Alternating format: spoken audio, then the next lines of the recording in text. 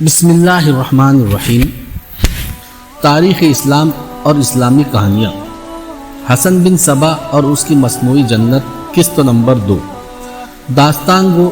اس داستان کو وہاں تک لے گیا ہے جہاں حسن بن صبا خواجہ حسن طوسی نظام الملک کی سفارش سے سلجوقی سلطان ملک شاہ کا معتمد خاص بن جاتا ہے۔ حسن اور خواجہ طوسی امام موافق کے مدرسے سے فارغ التحصیل ہو کر نکلے تو ان کی ملاقات 20-21 سال بعد سلطان ملک شاہ کے محل میں ہوئی تھی۔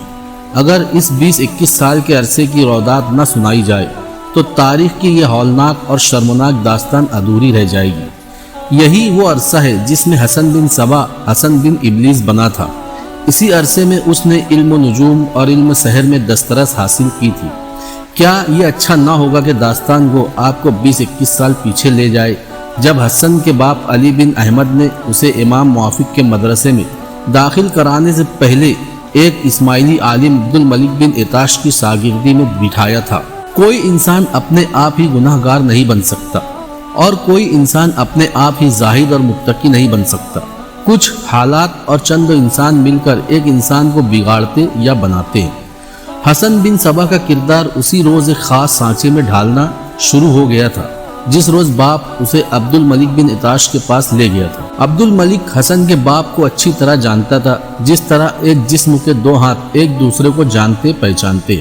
عبد الملک علی ابن احمد کی عیاریوں سے بھی واقف تھا اور وہ علم جوتش اور نجوم کی بھی سوجھ بوجھ رکھتا تھا۔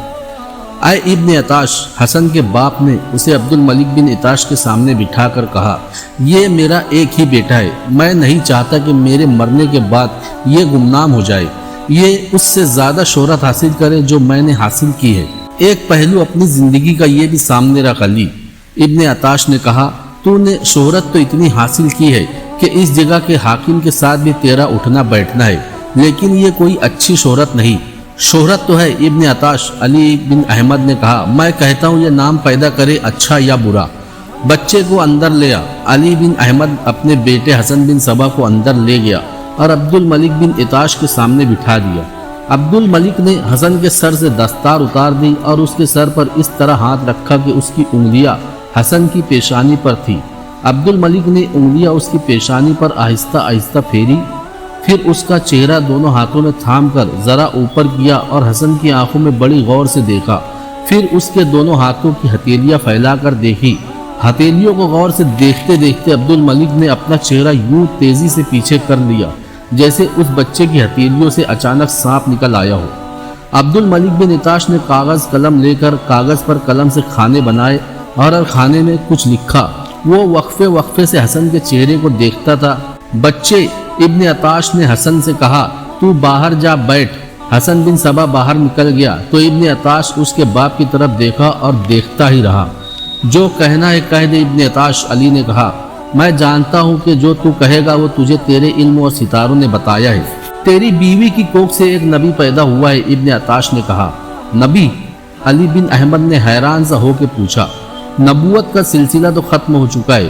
نبوت کا سلسلہ اللہ کی طرف سے ختم ہوا ہے، ابن عطاش نے کہا۔ اللہ کے بندوں کی طرف سے یہ سلسلہ ختم نہیں ہوا، نہ کبھی ختم ہوگا۔ اب تک کتنے ہی آدمی نبوت کا دعویٰ کر چکے ہیں۔ کیا تو نے صاحب بن سیاد مدنی کی نبوت کا قصہ نہیں سنا؟ وہ یہودی تھا، اس نے حضور اکرم صلی اللہ تعالیٰ علیہ وسلم کی زندگی میں ہی نبوت کا دعویٰ کر دیا تھا اور نبی اکرم صلی اللہ تعالیٰ علیہ وسلم سے اس کی ملاقاتیں بھی ہوئی تھی۔ حضور اکرم صلی اللہ تعالیٰ علیہ وسلم نے اس سے ایک بار پوچھا، کیا تجھ پر وحی نازل ہوتی ہے؟ صاحب بن سیاد نے جواب دیا، میرے پاس ایک صادق اور ایک کاذب آتا ہے۔ صادق اور کاذب کا کیا مطلب؟ علی بن احمد نے پوچھا۔ مطلب سمجھنے کی کوشش کرو، علی بن عطاش نے جواب دیا۔ مطلب یہ کہ میرے پاس ایک فرشتہ آتا ہے اور ایک ابلیس۔ وہ کہنا یہ چاہتا تھا کہ فرشتہ بھی اور ابلیس بھی اس کے دماغ میں اپنے اپنے اشارے اور اپنے اپنے امور غیب ڈال جاتے ہیں۔ دراصل بات یہ تھی کہ صاحب بن سیاد علم و سحر میں مہارت رکھتا تھا، میں بھی ہوں۔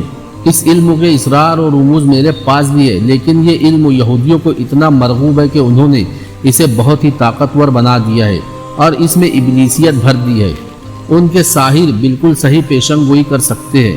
صاحب ابن سیاد بھی پیشن گوئی کر سکتا تھا، اسے اس نے یوں بیان کیا کہ ایک فرشتہ اس کے پاس آتا ہے جو اسے خدا کا پیغام دیتا ہے، اور ابلیس بھی آتا ہے جو اسے آنے والے حالات بتا جاتا ہے۔ تم میرے بیٹے کی بات کر رہے تھے، حسن بن صبا کے باپ نے کہا، یہ کس قسم کا نبی بنے گا؟ جیسے کئی اور نبی بنے۔ ابن عطاش نے کہا، تم محمد صلی اللہ تعالیٰ علیہ وسلم کو آخری نبی مانو نہ مانو، میں اس حدیث کا منکر نہیں ہو سکتا۔ جھوٹے نبی آتے رہیں گے اور تمہارے سامنے ایسی ایسی باتیں کریں گے جو تم نے ہی نہیں تمہارے باپ دادا نے بھی نہ سنی ہوگی۔ ان سے خبردار رہنا اور اپنے ایمان کو ان سے محفوظ رکھنا، یہ تم میں گمراہی اور فتنہ پھیلائیں گے۔ طلحہ اسدی نے نبوت کا دعویٰ کیا تھا، تم نے مسیلمہ بن کذاب کا نام تو سنا ہی ہوگا۔ پھر ایک عورت شجاع بنت حارث نے بھی نبوت کا دعویٰ کیا تھا، پھر کیا ہوا؟ صاحب ابن سیاد نے اسلام قبول کر لیا تھا، طلحہ مسلمان ہو گیا تھا۔ اس نے نبی بن کر اتنی شہرت حاصل نہیں کی تھی جتنا مسلمان ہو کر میدان جنگ میں اسے ملی۔ اگر تو آنے والے وقت کے پردے اٹھا سکتا ہے تو بتا۔ علی بن احمد نے کہا، میرے بیٹے کا مستقبل کیا ہوگا؟ یہ کس انجام کو پہنچے گا؟ انسان کو اپنی فطرت انجام کو پہنچایا کرتی ہے۔ ابن عطاش نے کہا، انجام اچھا بھی ہو سکتا ہے، برا بھی۔ اس کا انحصار انسان کے اپنے اعمال پر ہے۔ اگر میں تیرے بیٹے کی آنکھوں میں عکس غلط نہیں دیکھ رہا تو یہ اتنی زیادہ طاقت کا مالک ہوگا کہ جس کی آنکھوں میں آنکھیں ڈال کر دیکھے گا وہ اس کے آگے سجدہ ریز ہو جائے گا، اور یہ جس عورت پر نگاہ ڈالے گا وہ عورت اپنے آپ کو اس کی ملکیت میں دے دے گی۔ لیکن یہ طاقت نبیوں والی نہیں ہوگی بلکہ یہ ابلیسی طاقت ہوگی۔ کیا یہ طاقت میرے بیٹے کے حق میں اچھی ہوگی؟ علی بن احمد نے پوچھا، کیا تیری فطرت تیرے حق میں اچھی نہیں؟ ابن عطاش نے کہا، حاکم وقت تک تیری رسائی ہے۔ تیرے جاننے والوں میں کون ایسا ہے جس کا دل تجھے پسند کرتا ہے، لیکن کون ہے جو تیرے آگے تعظیم سے جھک نہیں جاتا؟ کون ہے جو سانپ سے پیار کرتا ہے لیکن ہر کوئی سانپ سے ڈرتا ہے؟ کیا تو اس کا راستہ بدل سکتا ہے؟ علی بن احمد نے پوچھا، کیا تو اس کے دل میں خوف خدا پیدا کر سکتا ہے؟ دنیا کا بادشاہ خدا ہے۔ ابن عطاش نے کہا، سب مانتے ہیں کہ یہ دنیا خدا نے بنائی ہے اور ایک روز خدا اسے تباہ کر دے گا اور یہ قیامت ہوگی، لیکن خدا کے بندوں کے دلوں پر ابلیس کی حکمرانی ہے۔ اسے کہتے ہیں ابلیسی قوت۔ میں کہتا ہوں میرا بیٹا نام پیدا کرے۔ علی بن احمد نے کہا، نام پیدا کرے گا؟ ابن عطاش نے کہا، نام بھی ایسا پیدا کرے گا کہ رہتی صدیوں تک دنیا اسے یاد کرے گی، لیکن اس کی تاریخ خون سے لکھی جائے گی، اس پر گناہوں کی سیاہی کے حاشیے ہوں گے۔ پارسائی میں کیا رکھا ہے؟ ابن عطاش علی بن احمد نے ایسی مسکراہٹ سے کہا جو مسرت سے خالی تھی، میں بچہ تیری شاگردی میں بیٹھا رہا ہوں، اسے ایسے راستے پر ڈال کہ تجھ جیسا عالم بن جائے۔ علی بن احمد نے اپنے بیٹے حسن کو عبد الملک بن عطاش کے حوالے کر کے چلا گیا۔ تھوڑا ہی عرصہ گزرا تھا کہ عبد الملک علی بن احمد کے گھر گیا۔ ان دونوں کی ملاقاتیں تو ہوتی ہی رہتی تھی، لیکن اس رات عبد الملک بن عطاش کسی خاص مقصد سے وہاں گیا تھا۔ ابن احمد ابن عطاش نے کہا، میں نے تیرے بیٹے کو دینی اور معاشرتی علوم میں رواں کرنے کا قصد کیا تھا، لیکن لڑکے کو ذہن کسی اور طرف لے جا رہا ہے۔ میں تیرے ساتھ یہ بات کرنے آیا ہوں کہ تیرا بیٹا اپنے فرقے کے لیے مفید ثابت ہو سکتا ہے۔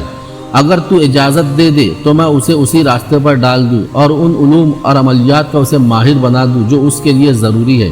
تاریخ بتاتی ہے کہ حسن بن صبا کا باپ جیسا خود تھا ویسا ہی اپنے بیٹے کو بنانا چاہتا تھا۔ عبد الملک ابن عطاش اپنے فرقے کا صرف مذہبی پیشوا ہی نہ تھا بلکہ وہ اپنے عقیدے کی تبلیغ اور فرقے کی سربلندی کے لیے زمین دوز کارروائیوں میں بھی لگا رہتا تھا۔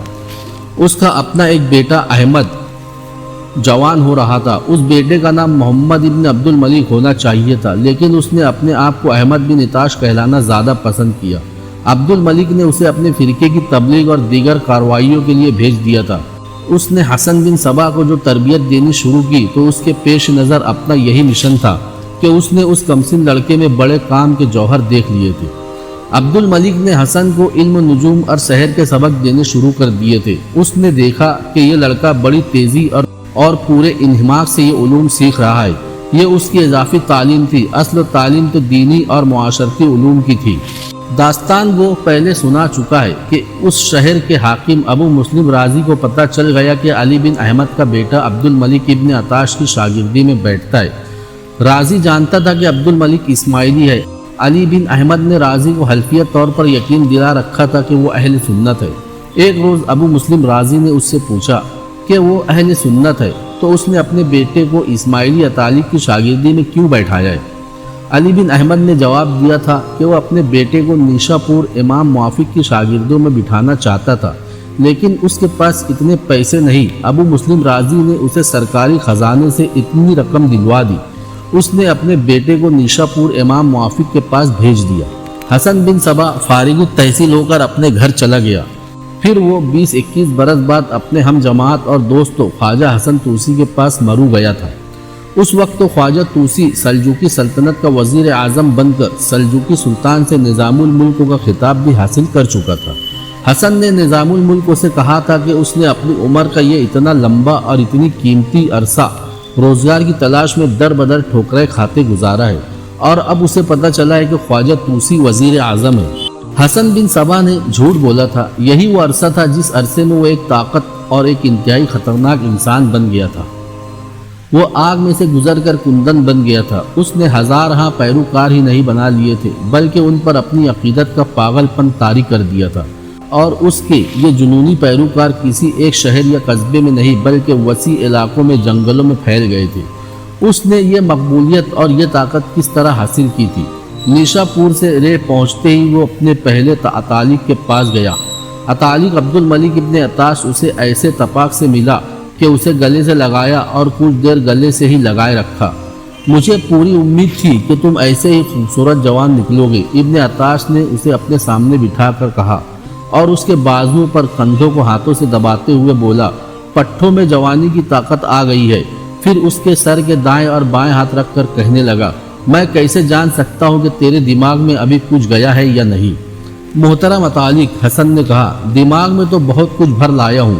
یہ علم ہے، یوں کہہ لے کہ علم کے الفاظ ہے جو دماغ میں ٹھونس لایا ہوں، لیکن ایک تشنگی ہے جو بے قراری بن کر دماغ کو ایک سوچ پر قائم نہیں رہنے دیتی۔ کیا تو علم کی تشنگی محسوس کرتا ہے؟ عمل کی حسن نے کہا، میں کچھ کرنا چاہتا ہوں، پیٹ بھرنے کے لیے نہیں۔ میں کیا چاہتا ہوں میں اپنے آپ کو اس سوال کا جواب نہیں دے سکتا۔ آپ کی شاگردی میں بیٹھا تو آپ نے بتایا کہ مذہب اور فرائض کیا ہے، پھر آپ نے مجھے ستاروں سے روشناس کرایا اور مجھ پر سحر کے بھید کھلے۔ وہ بولتے بولتے چپ ہو گیا اور اس طرح دائیں بائیں دیکھنے لگا جیسے بے چینی اور اضطراب پر اس کا قابو نہ رہا ہو۔ کچھ دیر بعد بولا، آپ بتائیں محترم عطالق، میں کیا چاہتا ہوں؟ میری منزل کیا ہے؟ کہاں ہے میری منزل؟ تیری منزل تیرے اپنے دماغ میں ہے، ابن عطاش نے کہا۔ دماغ کو کھول، یہ کام آپ کرے، حسن نے کہا۔ ہاں، 2-3 بار خیال آیا جیسے میں فرعون بننا چاہتا ہوں۔ عبد الملک ابن عطاش نے زوردار قہقہا لگایا۔ حسن حیرت سے اس کا منہ دیکھنے لگا۔ تو نے اپنی منزل کا سراغ پا لیا ہے، ابن عطاش نے کہا۔ اب تیری بے قراری کو ختم کرنا میرا کام ہے۔ کچھ وقت تو لگے گا حسن، محنت، مشقت اور ریاض کی ضرورت ہے، میں وہ کروں گا۔ تیرے اندر ایک ایسی طاقت ہے جو ہر کسی میں نہیں ہوتی، یہی طاقت ہے جو تجھے بے قرار اور بے چین رکھتی ہے۔ تو اس کا تابع ہے لیکن تو اس سے نا آشنا ہے۔ اگر تو نے اسے نہ ابھارا تو ایک دن تو اپنے ہاتھوں اپنا گلا گھونٹ لے گا، یا تو اپنے ماں باپ کو قتل کر دے گا اور تیری گردن جلاد کے ہاتھوں کٹے گی۔ ہاں عطالق، حسن بن صبا نے کہا، آپ کے اس انکشاف نے میرے دل میں شمع روشن کر دی ہے۔ میں کچھ ایسا ہی محسوس کیا کرتا ہوں کہ میں قتل کروں گا یا قتل ہو جاؤں گا۔ کیا آپ میری رہنمائی کر سکتے؟ صرف میں ہی ہوں، ابن عطاش نے کہا، میرے سوا اور کوئی نہیں جو تیری رہنمائی کر سکے۔ لیکن حسن، تجھے اپنے باپ سے اجازت لینی پڑے گی۔ مجھے کسی کی اجازت کی ضرورت نہیں میرے بزرگ عطالق، حسن نے 2 ٹوک لہجے میں کہا۔ میں یہ جانتا ہوں کہ میں وہ سیلابی دریا ہوں کہ میرے سامنے جو رکاوٹ آئی وہ تنکوں کی طرح بہہ جائے گی۔ یہ بھی سوچئے کہ میرا باپ کہاں کا زاہد اور پارسا ہے، اس نے عیاری اور مکاری میں شہرت پائی ہے، میری فطرت اسی کے سانچے میں ڈھلی ہے۔ مجھے بھروسہ ہے تو صرف وہ آپ کی ذات پر۔ مورخ لکھتے ہیں کہ عبد الملک ابن عطاش کو حسن بن صبا کے مستقبل کے ساتھ کوئی ایسی دلچسپی نہیں تھی کہ وہ اپنی توجہ اور کاوشیں اس پر مرکوز کر لیتا۔ اس کی دلچسپی اپنے فرقے کی تبلیغ اور فروغ کے ساتھ تھی۔ اسلام نے اولین مسلمانوں کے حسن اخلاق سے مقبولیت حاصل کی تھی۔ وہ دور دور پیچھے رہ گیا تھا، 5ویں صدی گزر رہی تھی، فرقہ بندی نے اسلام کی بنیادیں ہلا ڈالی تھی۔ اسلام اگر کھانے پینے والی کوئی چیز تھا تو اس میں زہریلی ملاوٹی گولی گھولی گئی تھی۔ اسلام اگر پیران تھا تو اس کا گریبان بھی، اس کا دامن بھی تار تار ہوا جا رہا تھا۔ اس کی صرف و آستینیں محفوظ تھی اور ان آستینوں میں سانپ پرورش پا رہے تھے۔ عبد الملک ابن عطاش انہی سانپوں میں سے تھا۔ حسن بن صبا کے باپ کی بات تو داستان کو سنا چکا ہے کہ حاکم شہر ابو مسلم رازی کی دوستی قائم رکھنے کی خاطر قسم کھا کر کہتا تھا کہ وہ اہل سنت والجماعت ہے، لیکن وہ اسماعیلی تھا، بلکہ وہ اسماعیلی فرقے کے لیے بھی سراپا توہین تھا۔ اس کا اگر کوئی مذہب تھا تو وہ فریب کاری تھی، اس کا عقیدہ اگر تھا تو وہاں عیاری تھی۔ تاریخ ایک دلچسپ بات بتاتی ہے، حسن بن صبا علی ابن احمد کا بیٹا تھا، اس لیے اس کا نام حسن بن علی ہونا چاہیے تھا، لیکن حسن نے حسن بن صبا کہلانا زیادہ پسند کیا۔ اس کی وجہ یہ بتائی گئی کہ اس کے پردادا کا نام صبا تھا۔ اس کے کردار کے متعلق جو روایت سینہ بسینہ حسن تک پہنچی تھی وہ عیاری اور فریب کاری کی وارداتیں تھیں۔ اس وقت کی سوسائٹی میں اس کا کوئی مقام اور کوئی رتبہ نہیں تھا، لیکن بادشاہ اور بڑے بڑے حاکموں تک اس کی رسائی تھی، اور لوگ اس کی فطرت سے آگاہ ہوتے ہوئے اسے عزت کی نگاہ سے دیکھتے تھے۔ حسن بن صبا کو اپنے پردادا کی یہ فطرت اور اس کی یہ شہرت اتنی اچھی لگی کہ اس نے اپنا نام حسن بن علی کی بجائے حسن بن صبا رکھ لیا۔ تاریخوں میں اس کا نام حسن بن صبا ضمیری لکھا گیا ہے۔ اس سے ظاہر ہوتا ہے کہ حسن بن صبا کس فطرت کا انسان تھا۔ اس نے ایک بار پھر عبد الملک ابن عطاش کی شاگردی کر لی، لیکن اب یہ شاگردی در پردہ تھی، کیونکہ ابن عطاش اسے بڑے ہی پر اسرار راستے پر ڈال رہا تھا۔ ابن عطاش اسے کہا کرتا تھا کہ اس کا کام شہروں اور قصبوں میں نہیں ہوگا، بلکہ اس کی زیادہ تر زندگی جنگل و بیابانوں اور غاروں میں گزرے گی۔ حسن بن صبا کے ماں باپ دیکھ لیتے کہ عبد الملک ابن عطاش ان کے نوجوان بیٹے کو کس قسم کی تربیت دے رہا ہے، تو اسے اس استاد کی شاگردی سے فوراً اٹھا لیتے۔ ابن عطاش اسے کئی گھنٹے مسلسل ایک ٹانگ پر کھڑا رکھتا تھا۔ وہ گرنے لگتا تو اسے 1-2 کوڑے لگا دیتا، 2-3 دنوں سے بھوکا رکھتا، اور اس کے بعد اسے کھانے کو جو کچھ دانے دیتا۔ اپنے آپ کو پوری طرح قابو میں رکھنے کے لیے ابن عطاش نے اسے اس امتحان میں بھی ڈالا کہ ایک کمرے میں انتہائی خوبصورت اور نوخیز لڑکی کو برہنہ کر کے اس کے سامنے بٹھا دیا۔ اس کے سامنے دیوار پر ایک چھوٹا سا سیاہ دائرہ بنا کر کہا کہ وہ اپنی نظریں اس دائرے پر مرکوز رکھے اور ایک لمحے کے لیے بھی لڑکی کی طرف نہ دیکھے۔ علم و سحر کے عامل لکھتے ہیں کہ تربیت کے اس مرحلے سے کامیاب نکلنا تقریباً ناممکن ہوتا ہے، خصوصاً نوجوانی کی عمر میں یہ مرحلہ اور زیادہ مشکل ہو جاتا ہے۔ حسن بن صبا جیسے کردار کا نوجوان اس مرحلے کو برداشت ہی نہیں کر سکتا۔ استاد اس مشق کو اس طرح اور زیادہ مشکل بنا دیا کرتا تھا کہ حسن دیوار کے دائرے پر نظریں مرکوز رکھتا تو لڑکی کبھی اس کا ایک ہاتھ پکڑ لیتی، کبھی اس کے قریب ہو جاتی اور کبھی اس کے سر پر ہاتھ پھیرنے لگتی۔ کمرہ بند ہوتا تھا اور کمرے میں ایک حسن ہوتا، اور یہ حسین لڑکی اپنے آپ کو قابو میں رکھنے کی یہ مشق حسن سے بار بار کروائی گئی، اور حسن سوئی کے اس ناکے میں سے بھی گزر گیا۔ حسن کو معلوم نہیں تھا کہ اس کمرے کے دروازے کے ایک کیواڑ میں چھوٹا سا ایک سوراخ ہے جس میں سے اس کا استاد اسے دیکھتا رہتا تھا۔ تو ساری دنیا کو فتح کرنے کی طاقت اور صلاحیت رکھتا ہے، ایک روز عبد الملک بن عطاش نے کہا، اسے خراج تحسین پیش کرتے ہوئے۔ عورت میں اتنی طاقت ہے کہ وہ جابر بادشاہ کو تختوں سے اٹھا کر اپنے قدموں میں بٹھا سکتی ہے۔ معلوم نہیں امام موافق نے تجھے ایسی کوئی کہانی سنائی ہے یا نہیں۔ جولیس سیزر روم کا بڑا ہی زبردست و طاقتور اور جنگجو بادشاہ تھا۔ اس زمانے میں روم ایک جنگی طاقت تھی جس کے خوف سے دنیا لرزتی تھی۔ جولیس سیزر نے مصر پر فوج کشی کی۔ اس وقت تو کلوپترا مصر کی ملکہ تھی۔ اسے اطلاع ملی کہ روم کی فوج شہر کے باہر پہنچ گئی ہے۔ کلوپترا نے جولیس سیزر کی طرف اپنا ایلچی اس پیغام کے ساتھ بھیجا کہ وہ اس سے ملنا چاہتی ہے۔ جولیس سیزر نے سن رکھا تھا کہ کلوپترا کے ہاتھ میں کوئی ایسا جادو ہے جو ہر حملہ آور بادشاہ کو اس کا غلام بنا دیتا ہے۔ جولیس سیزر کو یہ بھی بتایا گیا تھا کہ کلوپترا کے ہاتھ میں کوئی جادو ہے یا نہیں، وہ اپنی پرشباب نسوانیت کا ایسا جادو چلاتی ہے کہ حملہ آور بادشاہ کتنا ہی پتھر دل کیوں نہ ہو اس کے آگے موم ہو جاتا ہے۔ ان حکایات اور روایات کے پیش نظر جولیس سیزر نے کلوپترا سے ملنے سے انکار کر دیا۔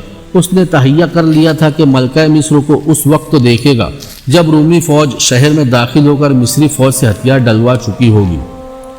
جولیس سیزر نے شہر کو محاصرے میں لینے کا حکم دے دیا۔ وہ بادشاہ تھا، اس کا خیمہ ایک سفری محل تھا۔ محاصرہ مکمل ہونے کے 1-2 روز بعد ایک ادھیڑ عمر آدمی جو مصری تھا اپنے کندھے پر ایک قالین اٹھائے جولیس سیزر کے خیمے کے سامنے آ رکا۔ قالین گولائی میں رول کیا ہوا تھا جو اس مصری نے کندھے پر اٹھا رکھا تھا۔ اس نے جولیس سیزر کے محافظوں سے کہا، وہ قالین بان ہے اور یہ قالین جو بہت ہی قیمتی اور بہت ہی خوبصورت ہے بادشاہ کو دکھانا چاہتا ہے۔ ہو سکتا ہے بادشاہ کو قالین پسند آ جائے اور وہ اسے خرید لے، اس سے غریب آدمی کا بھلا ہو جائے گا۔ رومی محافظ اسے دھکے دے کر پیچھے ہٹانے لگے کہ بادشاہ کے آرام میں مخل نہ ہو۔ مصری قالین باف نے بڑی اونچی آواز میں بولنا شروع کر دیا۔ وہ کہہ رہا تھا کہ میں یہ قالین تمہارے بادشاہ کو دے کر ہی جاؤں گا۔ یہ شور شرابے خیمے میں جولیس سیزر کے کانوں میں پڑا تو اس نے وہیں سے حکم دیا کہ جو کوئی بھی ہے اسے اندر بھیج دو۔ محافظوں نے اسے خیمے میں بھیج دیا۔ خیمے میں جا کر مصری نے جولیس سیزر سے کہا کہ وہ ایک بار قالین دیکھ لے، یہ قالین روم کے بادشاہ کے لیے ہی موضوع ہے۔ جولیس سیزر نے کہا کہ قالین کھول کر دکھاؤ۔ اس آدمی نے کندھے سے قالین زمین پر رکھا، یہ چوڑائی میں رول کیا ہوا تھا۔ جب اسے کھولا تو اس میں سے کلوپترا نکلی۔ جولیس سیزر کا چہرہ عتاب شاہی سے سرخ ہو گیا، لیکن کلوپترا نے جب اپنی پرکشش نسوانیت کا جادو چلایا تو کچھ ہی دیر بعد روم کا اتنا زبردست اور طاقتور بادشاہ جیسے بھول ہی گیا ہو کہ وہ بحر روم کی لہروں کو چیرتا مصر میں کیوں آیا تھا۔ پھر جانتے ہو حسن کیا ہوا؟ جولیس سیزر جو حملہ آور تھا ایک شاہی مہمان کی حیثیت سے کلوپترا کے ساتھ شہر میں داخل ہوا۔ بہت دنوں بعد جولیس سیزر اپنی فوج کو ساتھ لے کر واپس چلا گیا۔ اس کے جرنیلوں نے روم میں اپنے ساتھی جرنیلوں کو بتایا کہ مصر میں ان کے بادشاہ نے کیا کیا ہے۔ ایک روز جولیس سیزر محل میں بیٹھا تھا کہ اسے اطلاع دی گئی کہ فلاں فلاں جگہ فوراً پہنچے۔ وہ اٹھ کر چل دیا۔ محل کے قریب ہی ایک اور عمارت تھی جس میں اسے جانا تھا۔ وہ جو ہی اس عمارت میں داخل ہوا 10-12 آدمیوں نے اسے گھیر لیا اور خنجروں سے اسے بڑی ہی بے دردی سے قتل کر دیا۔ ہاں محترم اطالق، حسن بن صبا نے کہا، میں آپ کی بات سمجھ گیا ہوں، اس سبق کو نہیں بھولوں گا۔ لیکن حسن ابن عطاش نے کہا، اس کا یہ مطلب نہیں کہ تجھے عورتوں سے دور رہنا پڑے گا۔ عورت انتہائی حسین اور نوجوان لڑکیوں کی صورت میں تیرے ساتھ رہے گی، یہ تیرا ایک ہتھیار ہوگا، لیکن ابھی نہیں، ابھی تو میں نے تجھے کہیں اور بھیجنا ہے۔ اگر تو اس مرحلے سے بھی زندہ سلامت نکل آیا تو پھر تجھ میں ایسی طاقت آ جائے گی کہ آسمان کی طرف دیکھ کر تو جس ستارے کی طرف اشارہ کرے گا وہ تیری جھولی میں آ گرے گا۔ ابن عطاش نے حسن بن صبا کو تربیت کے اگلے مرحلے میں ڈال دیا، جس میں اسے قبروں میں مدفون انسانوں کی مختلف ہڈیوں کا استعمال سکھایا جاتا تھا۔ ابن عطاش نے اسے پہلی بار آدھی رات کے وقت تو کہا کہ وہ قبرستان جائے اور کوئی ایسی قبر تلاش کرے جو بہت ہی پرانی ہو۔ پرانی قبروں کی نشانی کیا ہوگی؟ حسن بن صبا نے پوچھا۔ کوئی ایسی قبر دیکھ جو نیچے کو دھس گئی ہو۔ ابن عطاش نے کہا، تجھے کچھ قبروں ایسی بھی نظر آئے گی جو پوری طرح نیچے کو دھسی ہوئی ہوگی اور ان میں مردوں کی ہڈیاں نظر آتی ہوں گی۔ ایسی کسی قبروں میں سے ایک کھوپڑی اور کندھے سے کوہنی تک دائیں اور بائیں بازو کی 2 ہڈیاں بھی لانی ہے۔ حسن بن صبا قبرستان میں چلا گیا۔ وہ جنگ و جدل کا زمانہ تھا، لڑائیاں ہوتی ہی رہتی تھی، اس لیے قبرستان بہت ہی وسیع و عریض تھے۔ آدھی رات کے وقت تو چاند پورا تھا۔ حسن بن صبا قبرستان میں دھسی ہوئی قبر تلاش کرنے لگا۔ استاد نے اسے تلوار ساتھ لے جانے کی اجازت دے دی تھی۔ قبرستان کو شہر خاموشہ کہا جاتا ہے، لیکن وہاں یہ عالم تھا کہ زندہ انسانوں کا شہر خاموش تھا اور مرے ہوئے انسانوں کی اس بستی میں کئی ایک آوازیں سنائی دے رہی تھی۔ علاقہ سرسبز تھا، پیڑ پودے بہت زیادہ تھے، 2-3 الو باری باری بولتے تھے، جھینگروں اور مینڈکوں کی آوازیں بھی مسلسل آ رہی تھی۔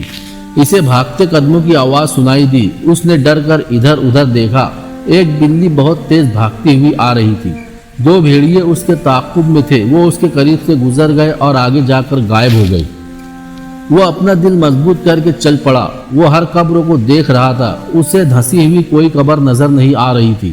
کچھ دور جا کر اسے ایک گڑھا نظر آیا جو قبروں کی طرح لمبوترا تھا۔ یہ قبر ہی ہو سکتی تھی، اس کے ہر طرف قبریں تھی، یہ قبر اس کے مطلب کی تھی۔ قبروں کے کنارے پہنچ کر اس نے نیچے دیکھا تو پہلے اس نے ایسی آوازیں سنی جیسے کتے گرایا کرتے ہیں، پھر یخلخت قبروں میں سے 2 کتے اچھل کر اوپر آئے۔ تب اس نے دیکھا کہ یہ بھیڑیے ہیں۔ اس نے فوراً تلوار نکالی اور زور زور سے گھمانے لگا۔ بھیڑیے سمتیں بدل بدل کر اس پر جھپٹے، لیکن اس کی گھومتی ہوئی تلوار بھیڑیوں کے قریب نہیں آنے دے رہی تھی۔ ایک بار وہ اس دھسی ہوئی قبروں کے کنارے پر اس طرح چلا گیا کہ اس کی پیٹھ قبروں کی طرف تھی۔ بھیڑیوں سے بچنے کے لیے وہ ذرا سا پیچھے ہٹا تو قبروں میں جا پڑا۔ اس کی ایک ٹانگ گھٹنے تک مٹی میں دھس گئی۔ اسے مری ہوئی ایک بلی نظر آئی جو قبروں میں پڑی تھی۔ وہ سمجھ گیا کہ یہ وہی بلی ہے جس کے پیچھے بھیڑیے دوڑ رہے تھے۔ بلی شاید اس قبروں میں گر پڑی یا چھپنے کے لیے اس میں اتر گئی تھی۔ بھیڑیوں نے اسے وہیں دبوچ لیا۔ بھیڑیے اس وقت بلی کو کھا رہے تھے۔ جب حسن وہاں پہنچا بھیڑیے یہ سمجھے کہ یہ شخص ان سے ان کا شکار چھیننے آیا ہے۔ حسن نے فوراً چیری پھاڑی ہوئی بلی کو ٹانگ سے پکڑا اور اٹھا کر باہر پھینک دیا۔ اگر وہ ایک لمحہ اور بھیڑیوں کا شکار باہر نہ پھینکتا تو وہ اوپر سے اس پر حملہ کر کے اسے چیر پھاڑ دیتے۔ بھیڑیے اپنا شکار اٹھا کر چلے گئے، لیکن حسن بن سبا پر ایسا خوف طاری ہو گیا کہ وہ اپنے جسم میں لرزہ محسوس کر رہا تھا۔ اس نے تو یہ بھی سوچ لیا تھا کہ وہاں سے بھاگ آئے، لیکن استاد کے ڈر سے اس نے بھاگنے کا ارادہ ملتوی کر دیا۔ اس نے کچھ اس قسم کی کہانیاں سن رکھی تھی کہ بعض لوگ اللہ کو اتنا عزیز ہوتے ہیں کہ وہ مر جائے اور کوئی ان کی قبروں کی توہین کرے تو اللہ اس پر اسی وقت کو عذاب نازل کرتا ہے۔ اس خیال نے اس کے خوف میں اضافہ کر دیا، لیکن ابن عطاش نے اسے کہا تھا کہ مطلوبہ ہڈیاں ہر حالت میں لانی ہے اور خوف پر قابو پانا ہے۔ حسن نے اپنی دھسی ہوئی ٹانگ باہر کھینچی، یہ لحد تھی جس میں ہڈیاں ہونی چاہیے تھی۔ اس نے دیکھا کہ وہاں سے ایک سل نیچے کو گری ہوئی تھی۔ اس نے ہاتھوں سے مٹی باہر پھینکی، پھر سل اٹھا کر الگ رکھ دی۔ چاندنی میں مردے کی ہڈیاں صاف نظر آ رہی تھی، یہ مردے کا اوپر والا حصہ تھا۔ اس نے کھوپڑی اٹھائی اور دونوں بازو کی ہڈیاں بھی اٹھا لی۔ عین وقت اس نے دیکھا کہ چاندنی بجھ گئی ہے اور ایک سایہ اس کے اوپر سے گزر رہا ہے۔ اس نے گھبرا کر اوپر دیکھا، کالی گھٹا آگے کو بڑھ رہی تھی اور رات تاریک ہوتی چلی جا رہی تھی۔ حسن کھوپڑی اور ہڈیاں اٹھا کر تیزی سے قبر سے نکلا۔ اچانک بجلی بڑی زور سے چمکی، 2-3 سیکنڈ بعد بجلی کی کڑک سنائی دی جو اتنی خوفناک تھی کہ حسن بن سبا جیسا دلیر نوجوان بھی سن ہو کے رہ گیا اور اسے اپنے دل کی دھڑکن صاف سنائی دینے لگی۔ اس علاقے میں بارش کا اچانک آ جانا کوئی عجیب چیز نہیں تھی، لیکن حسن کے دل پر یہ خوف سوار ہوا کہ یہ کسی برگزیدہ بزرگ کی قبر ہے جس کی توہین پر آسمان اپنی بجلیاں گرانے پر اتر آیا ہے۔ حسن کو پھر وہی خیال آیا کہ یہ کھوپڑی اور دونوں ہڈیاں لحد میں واپس رکھ دی، لیکن اسے اپنے استاد کی یہ بات بھی یاد آ گئی کہ اگر تو ڈر گیا یا ویسے ہی ناکام لوٹا تو پھر یہ علم سیکھنے کے لیے نہ جانے کتنے سال درکار ہوں گے۔ اس نے بڑی مشکل سے اپنا حوصلہ مضبوط کیا اور وہاں سے چل پڑا۔ اچانک موسلا دار بارش شروع ہو گئی، بارش کے قطرے کنکریوں کی طرح جسموں کو لگتے تھے۔ وہ دوڑ پڑا، ایک جگہ اس نے سامنے دیکھا تو اسے 3-4 قدم دور ایک آدمی کھڑا نظر آیا جس کے خد و خال صاف نظر نہیں آتے تھے۔ وہ دھندلا سا سایہ تھا جو سیدھا کھڑا تھا، اس کا قد اتنا لمبا تھا کہ عام انسان سے زیادہ تھا۔ اس نے دونوں بازو کندھوں کے سیدھے میں دائیں بائیں پھیلا رکھے تھے جیسے حسن کو آگے بڑھنے سے روک رہا ہو۔ اس کا سر گول نہیں بلکہ لمبوترا تھا، وہ بالکل خاموش تھا۔ حسن رک گیا، دل پر خوف کی گرفت تو ایسی جیسے ایک مضبوط ہاتھ اس کے دل سے خون کا آخری قطرہ بھی نچوڑنے کے لیے شکنجے کی طرح دباتا جا رہا ہو۔ اس نے فیصلہ کر لیا کہ کھوپڑی اس خوفناک آدمی کے قدموں میں رکھ دے گا۔ بجلی بار بار چمکتی اور کڑکتی تھی، اس چمک سے حسن کی آنکھیں خیرہ ہو جاتی تھی۔ بارش بڑی ہی تیز تھی، یوں پتہ چلتا تھا جیسے یہ غیر معمولی طور پر لمبا تڑنگا انسان اوپر نیچے اور دائیں بائیں حرکت کر رہا ہے۔ پھر ایک بار اسے یوں لگا جیسے یہ آدمی آگے بڑھ رہا ہو۔ اچانک حسن کی مردانگی بیدار ہو گئی، یہ شاید موت سے بچنے کی آخری کوشش تھی۔ اس نے تلوار نکالی اور بڑی ہی تیزی سے آگے بڑھ کر تلوار اس آدمی کے پیٹ میں گھونپی۔ اسے امید تھی کہ جس طاقت سے اس نے یہ وار کیا ہے تلوار اس پر اسرار آدمی کے پیٹ سے گزر کر پیٹ کی طرف نکل جائے گی، لیکن تلوار کی نوک بھی پیٹ میں نہ گئی۔ حسن نے بجلی کی سی تیزی سے تلوار پیچھے کھینچی اور اس طرح تلوار پہلو کی طرف چلائی جس طرح تلوار کا وار کیا جاتا ہے، لیکن اس کے اپنے ہاتھ کو بڑی زور سے جھٹکا لگا اور تلوار پیچھے کو آ گئی۔ اس آدمی کے بازو پھیلے رہے، حسن اس سے 1-2 قدم ہی دور تھا۔ اب جو بجلی چمکی تو حسن نے آگے بڑھ کر اس کو ہاتھ لگایا، تب اسے پتہ چلا کہ یہ ایک ٹنڈ منڈ درخت ہے جو خشک ہو چکا ہے اور اس کے ٹوٹے ہوئے 2 ٹہنے دائیں اور بائیں پھیلے ہوئے ہیں۔ حسن کھوپڑی اور بازو کی ہڈیوں کو مضبوطی سے پکڑے دوڑ پڑا۔ قبرستان سے نکلتے نکلتے وہ 2-3 بار پھسل کر گرا اور جب قبرستان سے نکل آیا تو ذرا آرام سے چلنے لگا۔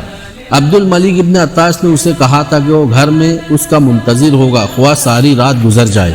حسن اس کے گھر پہنچا تو وہ جاگ رہا تھا، حسن کے کپڑوں سے پانی بہہ رہا تھا، گھٹنوں تک کیچڑ تھا، کچھ تو وہ بارش کی وجہ سے کانپ رہا تھا اور کچھ خوف سے۔ اس نے کھوپڑی اور ہڈیاں ابن عطاش کے آگے رکھ دی، اس نے اسے شاباش دی، پھر اس کے کپڑے تبدیل کرائے اور پوچھا کہ وہ ڈرا تو نہیں؟ میں بتا نہیں سکتا کہ میں کتنا زیادہ ڈر گیا تھا، حسن بن سبا نے جواب دیا۔ چند لمحے سوچ کر کہنے لگا، محترم متعلق، کیا یہ بھی میری تربیت کے لیے ضروری ہے اتنا ہی ضروری جتنا جسم کے لیے پانی اور ہوا کی ضرورت ہے۔ ابن عطاش نے کہا، اب بتا یہ ہڈیاں قبر سے تو کیسے نکال لایا؟ حسن نے تفصیل سے سنایا کہ اس پر کیا گزری ہے۔ محترم متعلق حسن نے کہا، میں نے آج رات سچ مان لیا ہے کہ کسی برگزیدہ شخصیت کی قبر اور اس کی ہڈیوں کے ساتھ یہ سلوک کرو جو میں نے کیا ہے تو اسی وقت تو عذاب نازل ہوتا ہے۔ اس نے ڈری ہوئی آواز میں پوچھا، کیا مجھ پر مزید عذاب نازل ہوگا؟ نہیں، ابن عطاش نے جواب دیا، جو ہونا تھا ہو چکا ہے۔ راز کی ایک بات ہے، اسے دل اور دماغ میں محفوظ کر لے۔ تو مردے کی قبر میں اترا، تجھ پر بھیڑیے ٹوٹ پڑے، ہڈیوں کو ہاتھ لگایا تو بجلیاں چمکنے لگی۔ کیا اس سے تو یہ نہیں سمجھا کہ مرے ہوئے انسان میں بھی کچھ طاقت ہوتی ہے؟ کیا تو نے کبھی روح یا بدروح نہیں سنی؟ میں نے تجھے کس علم میں ڈال دیا ہے؟ یہ علم تجھے روحوں اور بدروحوں سے ملاقات کرائے گا، اور یہ علم تجھے یہ بھی سکھائے گا کہ مرے ہوئے انسانوں میں جو طاقت ہوتی ہے وہ تیرے قابو میں آ جائے اور اسے تو اپنے مقاصد کے لیے استعمال کرے، لیکن ابھی نہیں۔ یہ طاقت تجھے کہیں اور سے حاصل ہوگی اور تو اپنی ہڈیاں توڑوا کر تو یہ طاقت حاصل کرے گا۔ جہنم کی آگ میں سے گزر کر تو جنت میں داخل ہوگا۔ عبد الملک ابن عطاش نے اسے کھوپڑی اور ہڈیوں کے متعلق ایک سبق دیا اور اسے گھر بھیج دیا۔ دوستو، یہ سلسلہ ابھی جاری ہے۔ اگر آپ کو ویڈیو اچھی لگے تو چینل کو سبسکرائب اور ویڈیو کو لائک ضرور کریں اور ویڈیو کو اپنے دوستوں تک شیئر ضرور کریں۔ شکریہ۔ ملتے ہیں اگلی ویڈیو میں، تب تک کے لیے اپنا خوب خیال رکھیں۔ اللہ حافظ۔